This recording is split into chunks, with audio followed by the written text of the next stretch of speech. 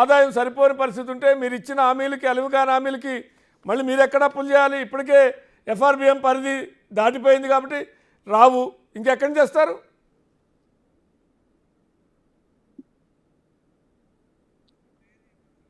చిరంజీరావు గారు మీకు మొదలే.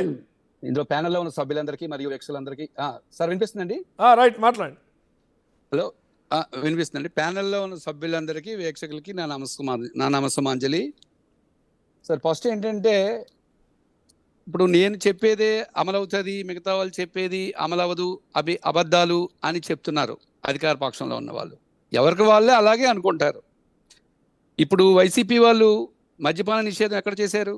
సిపిఎస్ని ఎక్కడ రద్దు చేశారు? మెగా డిఎస్సి ఎక్కడిచ్చారు? ఎవ్రీ ఇయర్ జాబ్ క్యాలెండర్ ఎక్కడిచ్చారు? పోలవరాన్ని పూర్తి చేస్తాం 2021, 2022, 2023 అని చెప్పి 3 సార్లు పోస్ట్ పోన్ చేసి మరలా ఇప్పుడు ఎప్పుడు చేస్తామో తెలియదు అని చెప్పి ఎట్లా అబద్ధం ఆడతారు?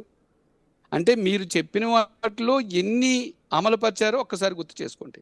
కడపలో ఇనుముక్క కర్మాగారం ఎక్కడ పూర్తి చేశారు? మీరు అది కూడా ఉంది కదా. అంటే మీరు చేసిన హామీలు ఇవన్నీ మేజర్ అన్నీ ఫెయిల్ అయిపోయాయి. 99.9% సక్సెస్ అయిపోయిందని అబద్ధాలు చెప్తున్నారు. ప్రజలు మరీ అంత అమాయకులు కాదు కదా. ఆంధ్రప్రదేశ్ ప్రజలు అంత అమాయకులేం కాదు. కాబట్టి మీరు అబద్ధం చెప్పినంత మాత్రాన ప్రజలు విశ్వసిస్తారని అనుకోకూడదు. ఇక రెండవది, మీరు ఒక ప్రశ్న అడిగారు ఏంటంటే, శ్రీలంక అయిపోతుంది మరి మీరు ఎట్లా తెస్తారు అని అడిగారు. సో ప్రస్తుత ప్రభుత్వం చాలా అనవసర వినియోగం, అనవసర వ్యయం చేస్తుంది. సో మా గవర్నమెంట్ చంద్రబాబు నాయుడు గారి పరిపాలనా దక్షుడు కాబట్టి సంస్కరణలు చేయడం ఆయనకి తెలుసు. ఉదాహరణకి గతంలో విద్యుత్ రంగం నష్టాల్లో ఉన్నప్పుడు ఆయన సంస్కరణలు తీసుకొచ్చి విద్యుత్ రంగాన్ని లాభాల బాటలో పట్టించాడు. ఆయన రాష్ట్రం ఆర్థికంగా సంక్షోభంలో ఉన్నప్పుడు ఆయన సంస్కరణలు తీసుకొచ్చి రాష్ట్రాన్ని ఒక ప్రగతి పదంలోకి తీసుకెళ్లాడు. ఆయన 2014లో ఒక సింపుల్ ఎగ్జాంపుల్ ఏంటంటే, 2014లో తెలంగాణ విడిపోయి హైదరాబాద్ కోల్పోయిన సమయంలో విపరీతమైన రెవెన్యూ లోటు, కోసలోటు ఉండేది మనకి. అట్లాంటిది ఆయన 5 సంవత్సరాల్లో రెవెన్యూ లోటుని తీసుకొచ్చి జీరోకి తీసుకురాగలిగాడు. ఆయన కోసలోటుని కూడా ఎఫ్ఆర్బిఎం పరిధిలోకి తీసుకురాగలిగాడు. అంటే ఆల్రెడీ చరిత్ర ఏం చెప్తుంది మనకి? ఫిస్కల్ డిసిప్లైన్, ఆర్థిక క్రమశిక్షణ అనేది చంద్రబాబు నాయుడు గారికి తెలుసు.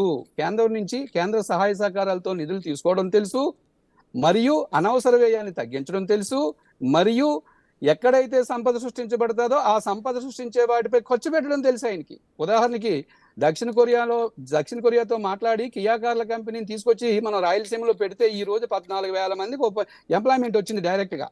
ఇక యాన్సిలరీ ఇండస్ట్రీ చాలా వరకు డెవలప్ అవడానికి అవకాశం ఉంది. అయితే ఈ ప్రభుత్వ విధానాల వల్ల కొన్ని యాన్సిలరీ ఇండస్ట్రీస్ పోయాయి అనుకోండి, అది వేరే విషయం. 14,000 మందికి ఎంప్లాయ్మెంట్ వస్తే వాళ్ళ ఆదాయాలు ఎంత